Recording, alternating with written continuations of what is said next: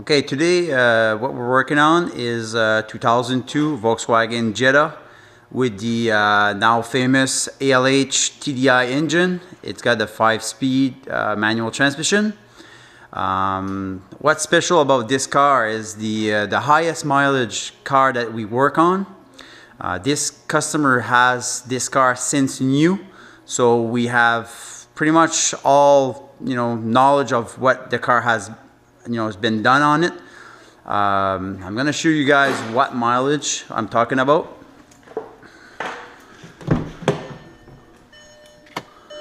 Okay, so what we're looking here is 765,536 kilometers. Okay, so that's 765,536.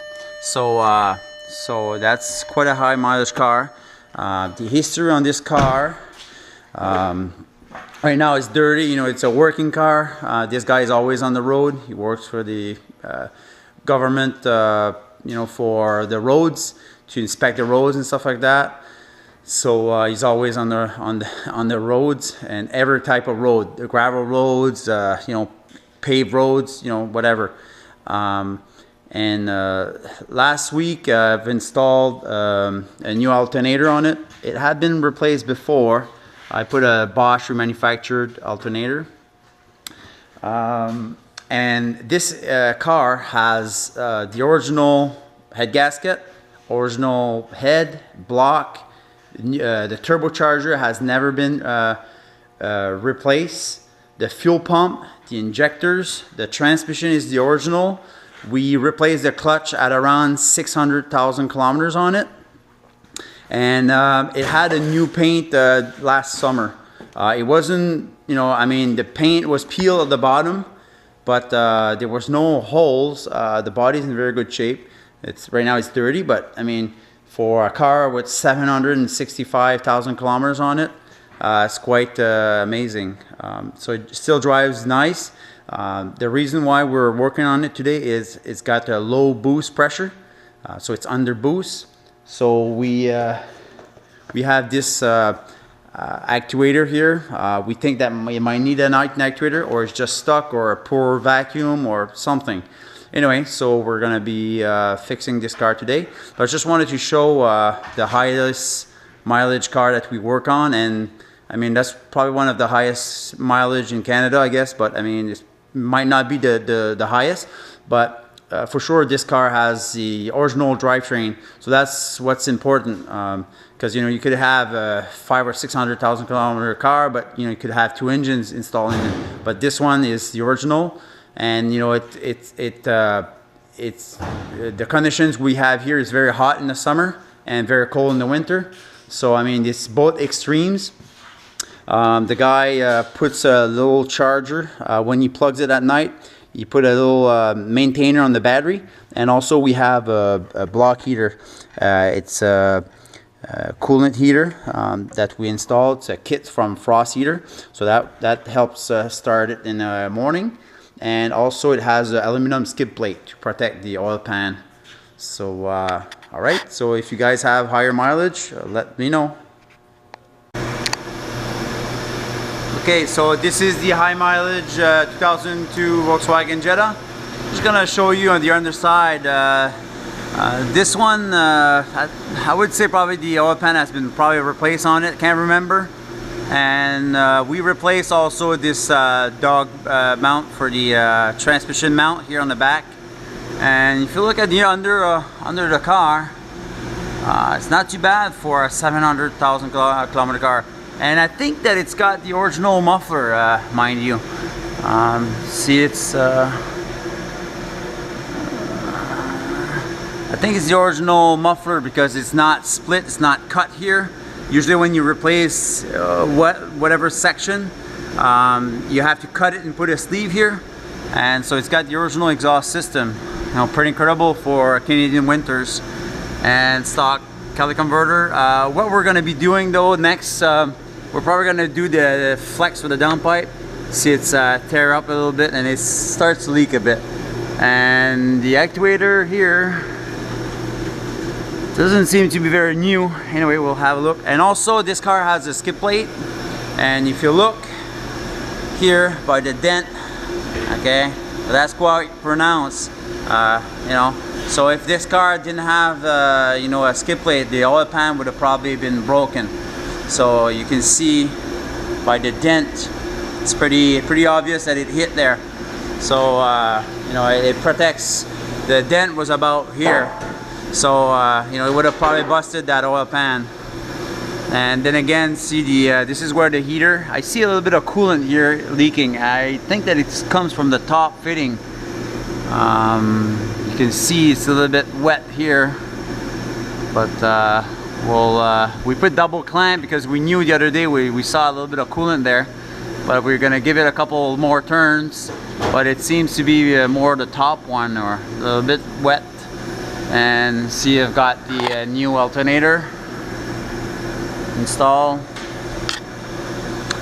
Alright, the original turbo.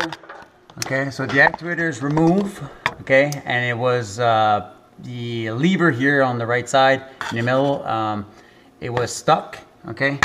And what I use, maybe some guys are maybe gonna laugh, but anyway, I didn't find this. I read it, I think it was on myturbodiesel.com or something, but anyway, people said that they use some oven cleaner. I don't know if the brand makes a difference. This is the Easy Off brand. It's a heavy duty, and I spray this on the exhaust part of the turbo. Okay, the turbine housing. As you can see, I sprayed some stuff there, and the downpipe is on the side here, so it gives me room. And so I sprayed some stuff in there, and I see that I have an issue here. Well, you notice that the nut also that holds the bracket here on the turbocharger, this one is all rusted, and there's no head anymore on this. And this one here is pretty close of being not there anymore, as you can see, you know, by the age and the mileage. And what I done also, I sprayed that stuff and I moved it. I'm just gonna put my camera, not my camera, but I mean my light here. I don't know if it's gonna be okay. So see what you do. You move this here, eh? This one is very nice right now, but it you know, it didn't want to move, and when it moved, it was either stuck on top or bottom. So now it's very free. It's just like brand new right now, but it doesn't mean it's gonna last forever. But at least now, if I put a new actuator on it, it's gonna run okay. And also these three studs where the exhaust manifold is, okay, these three studs, there's three nuts, and they're not very easy to remove. These ones were there for quite a while, I guess. And as you can see by looking at it, this one here, see how rusted it was, okay. So I think that must started life as either 12 or 13 millimeter nut, and I had to use a standard type socket. This is the only reason why I use standard sockets, because sometimes you're in two different size. And this one was quite rusted. This one wasn't as bad. Obviously I had to use the torch, okay, to heat them up, and I sprayed some Wort Rust Off Plus on them, and it came out. So see, that's a gasket. And see, I have the actuator removed, and also in the actuator usually that little vent, if you go like this, see there's a bunch of dirt, okay, rust actually, see the amount of rust, see, inside. And I'm gonna use the pressure gauge, the vacuum actually. See, I'm putting vacuum on it. See, it's losing, and it's not even moving here, okay. So that's defective actuator. So I'm going to put a brand new one. I have it in the box here. It's a Garrett. So that's the brand new one here. It's a Garrett. It has to be adjusted normally. And this stuff here, I just want to warn people. If you use this and you're crawling under the vehicle, just make sure you put glasses or something, or shield, because if you put this in your eyes, you're probably going to cry. And also what I did, this is not my invention either. I've seen some video of Thomas. He's down in British Columbia, Canada, and what he does, he drills a small hole. I think it's a 1/8 hole in the intercooler. You're gonna say, "Oh wow, why did you do this?" Well, when you're working on the turbocharged car, especially the diesel ones, if the turbocharger does not run right, especially low boost, and the oil will accumulate on the bottom of the intercooler, and as soon as you fix the turbocharger, then that amount of oil, it could be a half a liter in there, then the turbocharger will push that oil and push it up and go into the intake manifold. And then when that does, diesel will have a runaway. So if you shut the engine off, you know, it's going to rev maybe 6,000 RPM, 7 or whatever. These engines are not designed to handle these type of RPMs, and usually you end up with a hole in the block. that stuff oven stuff makes me cough. Anyway, I guess that's part of the job. Anyway, so what I do, I put a nut, a little screw with a little O-ring. So I screw it in the intercooler so it doesn't leak. So when you do an oil change or something, it's probably a good idea to take that out and just make sure that there's no oil in the bottom of that intercooler. So that's a good point. Anyway, so I'm going to be installing that actuator and go for a test drive after that. New actuator, just to show, you know, for people that hasn't seen what it does. Okay, so right now this is a vacuum pump, so I'm exerting some vacuum on the actuator. Okay, and when you have a good used actuator or new, the vacuum should stay still. You know, if it's climbing back up, then you know you have either a bad line here or busted diaphragm inside there. That's very common, but this one has seen better days. So anyway, and when it releases, it releases. Okay, so that's that.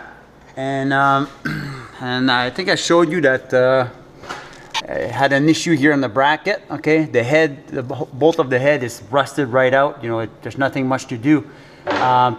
So it's not every day you get to well on a turbocharger, but this is one of these days. So what I did, I grinded this just to remove the rust. And I pried this bracket against the turbocharger, and I welded the bracket on the turbocharger. It's not my first time, you know. When you get cars with a lot of kilometers, you know, that's what happens. On the top one, it's still good for a while. You see the head is doesn't look like a head, but it still holds. If it ever fails, I'll probably weld the top there too. Anyway, so right now, you know, the turbocharger is very free. So that's good. So you know, so I have welded this bracket. It's gonna help, and I'm gonna reinstall the actuator and adjust it properly. Probably gonna replace also this vacuum hose. It's, you know, it looks quite old. It's probably original. So I'm gonna replace this section of vacuum hose, and we'll see. We'll go from there. Okay, so the actuator is installed. I have my vacuum gauge hooked onto it. Okay, so there's like a secret sauce as far as the adjustment. You just can't slap a new actuator like this. I'm releasing it. See, right now I'm gonna pump with the vacuum pump. See, that goes down. Okay, so then I'm releasing it. Okay, so it has to be adjusted at the proper length. So this is the type of screw that I put on the intercooler. It's got like a washer, and I put a very small O-ring just to make sure that it doesn't leak. I've got a light issue. Okay, so see what I do. I screw it here. It doesn't need to be very tight. That's it. Okay, so that makes it an area where you can drain it when you do oil change and stuff like that. Especially if you're working on a turbocharger, then it's good to drain it. All right, so turbocharger actuator is installed, adjusted. So I'm going to be replacing that hose, I guess, put a new hose, put the downpipe back on with NTCs on the studs, and we'll go for a test drive after that. we'll see how it runs. Okay, so I have the engine running. I have the scan tool on it right now, and I have the tool in the basic setting. I'm actuating the vacuum on the turbocharger, but right now I have this vacuum hose. I put a new one. Okay, so this part here goes on the turbocharger, that part, and I have the scan tool going on and off, no vacuum, and see it's like at 25 of vacuum, so that's very nice. That works good. And you see in the scan tool, it goes on and off and on and off. Okay, so just to test the N75, to test this valve here, that's for the turbocharger, and make sure that it's okay. It's got enough vacuum. And make sure that the vacuum pump here, we put some epoxy putty. They always can't come loose here, and then you lose vacuum at the pump. So this is tight, and that works good. And the engine sounds good too, the amount of mileage that it's got. So I'm gonna go for a test drive now and put the skid plate back on, and we'll go from there. You know, it's free now because it was stuck, and also I had to weld the bracket on the turbocharger. All right, so right now I'm at 80 kilometers an hour. I'm in 4th gear at 2000 RPM.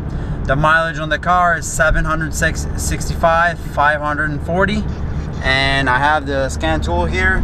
If you can see on the top, that's the pressure that the computer should, you know, it's a specified pressure. The second row is the actual pressure, and the other one below is the coolant temperature. So I'm gonna go full throttle here. Okay. See the pressure is very close to what it's supposed to be, and we'll see how it accelerates. Still, I can't remember if we cleaned the intake manifold on this car, but I would probably bet that we did. And so right now I'm going up the hill a little bit, and I'm in 4th gear, and I'm gonna go full throttle and see how it does accelerate for this this car. This car is not chip or nothing, it's stock. So it gives you an idea, you know, 700,000 kilometers, you know, it's still going strong. Right now I'm in 5th gear.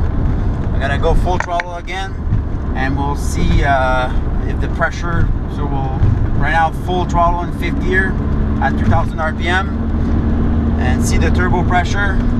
That's how it should control. It should follow pretty much what the specified value is. So I'm going up a hill, full throttle again. Okay, so the turbocharger for runs just like new, actually. So pretty impressive. So all right, so that's the end of this job. Another thing that we replaced on this car not too long ago, we replaced the cruise control button. Okay, this one has cruise control on the steering wheel, but the original switch is pretty expensive for this particular application, which would not have this resume and stuff like that, and the cruise control looks different a little bit. But we installed this one. I think this one is for like a 2000 Jetta TDI, let's say, and this one fits. The only thing, some button doesn't work. Like right now, if I push cruise, it doesn't work. Resume does not work, but it still works on the knob here, you know. So it's only there for on and off switch. That's what the original was. So we put this switch here. It's a brand new switch, but it's cheaper to replace. It does fit. So right now, see, the cruise control still works. And notice also the coolant temperature. We put a new thermostat in this car. The thermostat before used to overheat. You know, the car was overheating when the car was driving. So we put a new thermostat, and it was actually the original one, and I think it was like 6 months ago, and it seems to run perfectly. Right now, see, the temperature is at 96 degrees. Okay, So that's normal. Today is not cold outside, so this is why it's reaching its normal temperature. And so we're gonna do another boost test. Right now I'm at 80 kilometers and at around 2000 RPM in fourth gear, and I'm gonna go full throttle, and it's going up a hill a little bit, and so that's full throttle. Okay, so see the turbocharger is responding real quickly, and it's maintaining like a 2000 millibar pressure. Right now I'm past 3000 RPM. Fifth gear, full throttle. So it seems to be running perfectly. So for a car this mileage, can't complain. Okay, also like on the around 2000 area, on these diesel, not on the gas, you can't do it. But if you, let's say if you want to prove this car has this mileage, if you want to prove that it's, you know, that particular mileage, this one has 765,000 kilometers, you go with the VAGCOM scan tool. Okay, I'm just gonna stop. All right, so you go with the VAGCOM scan tool. Okay, and you go into application. Okay, and it says mileage, so that's EDC 15 or 16. This is the computer type. So you go mileage, and this will read the actual mileage that the computer has been accumulating over the years. You know, there could be a little difference. It says here in the screen, so it says here read. Okay, I'm gonna read, and so, you know, it could be a 5% difference either way. So it's waiting. Okay, so in miles, okay, this car has 475,224 in miles, but in kilometers it's got 264,799. On the dash it says 765,549. So there's a little difference between the two. You know, obviously 5% of that particular mileage probably makes sense. But anyway, so this is, before you buy a car like this, if you bring it to a shop that has the proper scan tool, then they can check if the mileage has been, you know, rollback, or it was reset or whatever. But this follows the engine computer. But obviously if the engine ECU had been replaced, then the mileage will not be correct. So that's pretty much that. So it's just a little tip.